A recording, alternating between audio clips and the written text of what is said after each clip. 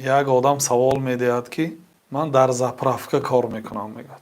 شاید به بعضی انسان ها این غریب نماید. شخصا منم این سوال اصلا برای من داده شده بود. من این سوال را جستجو کردم. یک برادر از شهر خوجند سوال کرد که من در زپرفکه کار میکنم و یک ماشین کلان بارکش فقط عرق میکشانده است. مخصوص با همین زپرفکه شرطنامه دارد، از همین جا آمده سوزشواری برای خودش میخرد و این آدم به وی زپرفکه میکند. این آدم کارگر است، صاحب زپرفکه نیست، کارگر. لیکن به یک ماشین مثلا بنزین میریزد که او عرق میکشاند. پیامبر صلی الله علیه و سلم لعنت کردن آن آدمی که عرق را میبردارد میکشاند.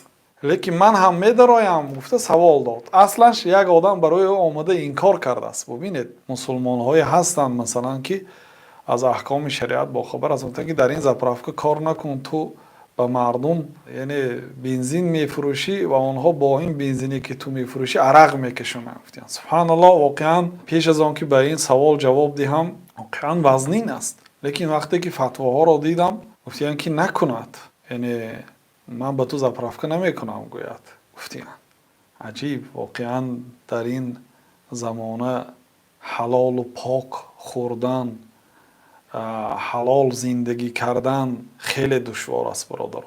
بنابراین پیامبر صلی الله علیه و سلم 1445 سال پیشتر گفته بودند که به نزدیکی یک زمانه می رسد که حلال ترین مال مسلمان این گوسفند می شود. گوسفندهای خود را گرفته به کوه ها، بلندی های کوه می گریزد. گفتند